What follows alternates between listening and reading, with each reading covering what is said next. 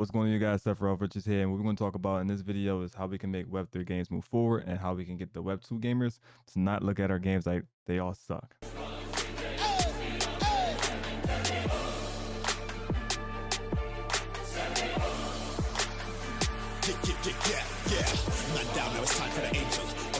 Okay, so now what can we all agree on when it comes to Web3 games? Majority of them suck.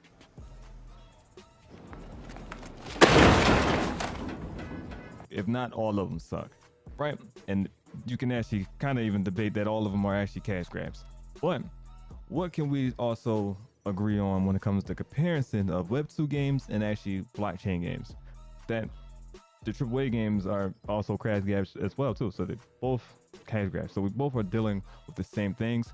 And how can we actually move forward on the blockchain side where they just don't see as anything that has NFT in it, anything that's a part of the blockchain, any type of things, or just scams or whatever the case may be, or they're just terrible. Now, I will, as a gamer, I'm an actual gamer, I will say that blockchain doesn't actually need to be in gaming, and the metaverse isn't a new thing. We had Grand Theft Auto, we had World of Warcraft, RuneScape, Tropical Universe, Second Life. There's so many different forms of metaverses, and people are starting to realize that we already had these things, that all the social stuff that we had was called MMOs. So people are starting to realize that. Now, what can we do to change this narrative that Web3 games suck, they're all scams and stuff like that? Well, one, for tech to ever be for people, it has to be for people first.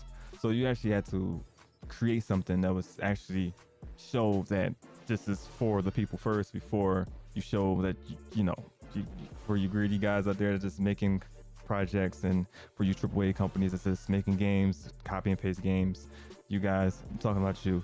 You have to actually make something for the people, right?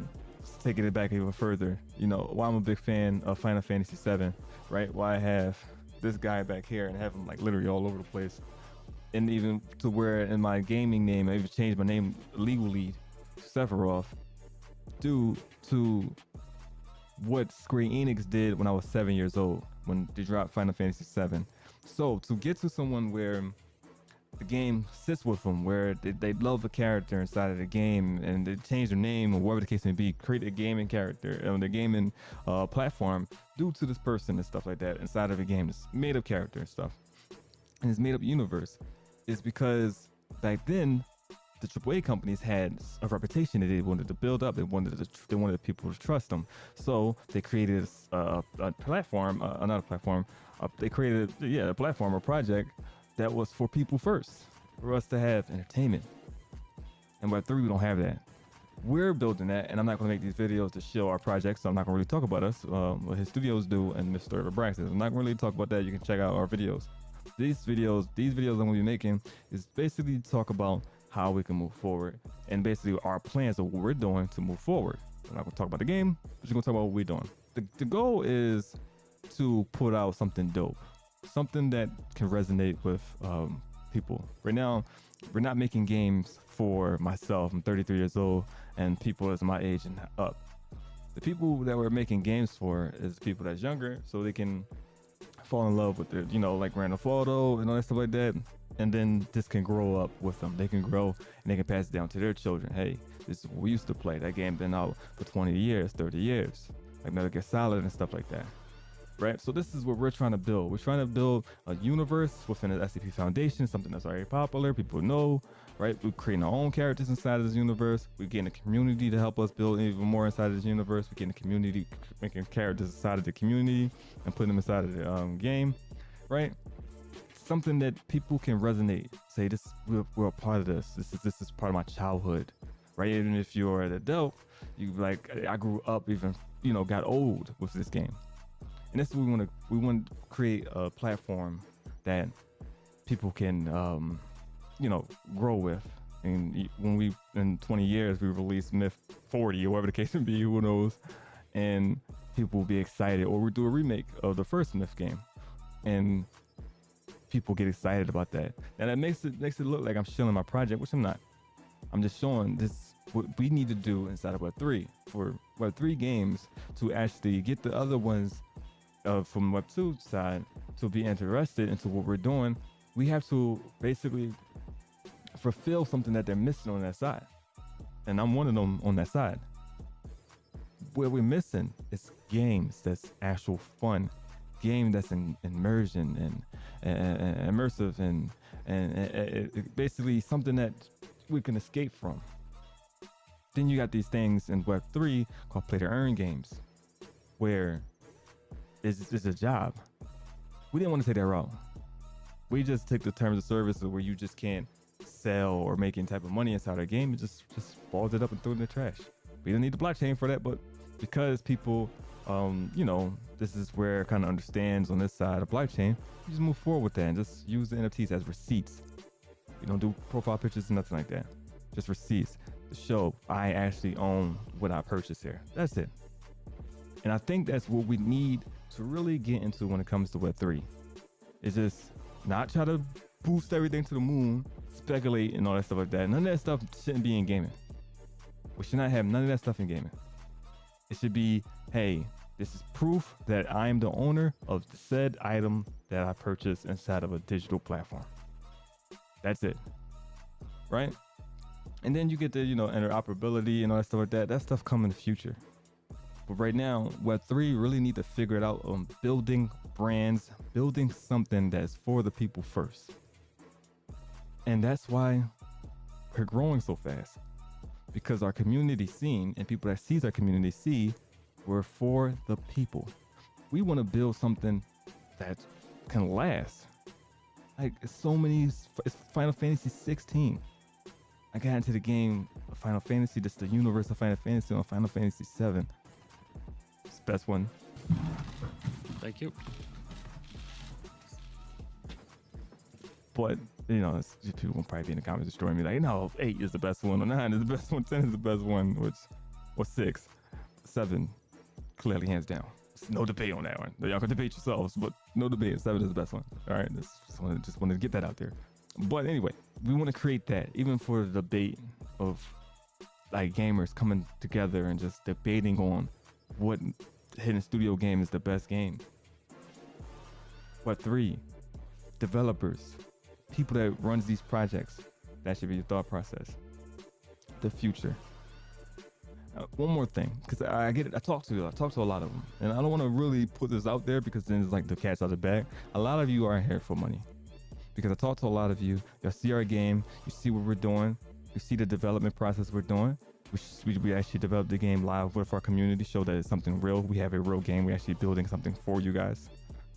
I talk to you guys inside of this space, and this is why I really want to talk about this, because this needs to stop. You guys say, well, some of us need money, so we don't have time to build the type of game that you're building. That's where you're wrong. Because if you build the type of game that I'm building, when care and love and time is being put into it, and listening to the community, I don't listen to Web3 gamers. I don't listen to them. You guys aren't really gamers on this side. I listen to what Web2 complains about on their side, and then I put that inside of our games on our side. So when they come over here, they say, hey, this guy fixed everything that we had problems with on that side. Battle passes, no, that's a whitelist that we just give away. You don't have to do anything, to be honest. You can just come in our community, ask, hey, can I get a whitelist? And we just give it to you. It's a battle pass. In the battle pass, you don't even have to play the game to do that, to get the stuff that's on it. Just basically, hey, we will announce, hey, this is stuff that's coming this month. Just a minute. These type of things, no microtransactions inside of the game. We share the revenue with some of the people that, invest into the game early, came early. It's just how it's going to be. I know gamers don't like that type of stuff like that, but that's how it's going to be. These guys are the ones that's helping us fund the game.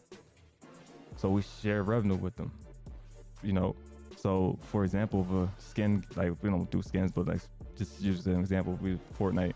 I use this as a lot. Batman skin come out, and let's say that we gave an opportunity to somebody to put money into the project and say, hey, I want to have the rights to that skin.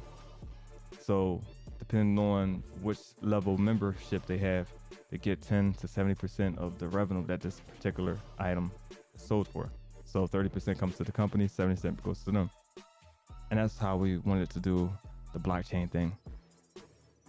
But also with real estate, not real estate as in like physical real estate, but just the factor of how real estate works. They don't have to go hire another architect to come in their game. And we just wanted to remove all of that type of stuff, all of the poison and the bad stuff that just doesn't work and it isn't interesting. And it's like so out of touch. I believe also that Web3 games need to be built by gamers. Like indie games. Not people with ideas. If you have ideas that's good and stuff, find somebody that's like an indie developer, whatever the case may be, pitch the idea to them. But you people that don't know anything about game development, anything about gaming, anything about anything, you guys are coming into our world and building the most unbelievable garbage in the world. It's already worse. It's bad and it's worse in Web 2. But they don't talk about that. It's worse in Web 2 actually. There's just a bunch of scams over here, but it's worse over there. Actually, they're getting scammed over there by the AAA company. So it's bad. It's just gaming is in a bad space. And for Web3 to move forward, it has to be about people first. Listen to the gamers. Take time, god damn it. Build shit that we actually want to play. And I'm saying we because I'm a gamer. I'm not going to only play my game. If your game is fun, I will play yours too. If your NFT is $1,000, but the game makes sense, I'll invest into it.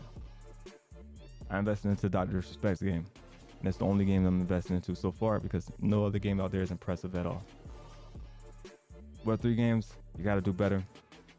We're here to even show you guys how to do better. With that being said, I'm out of here.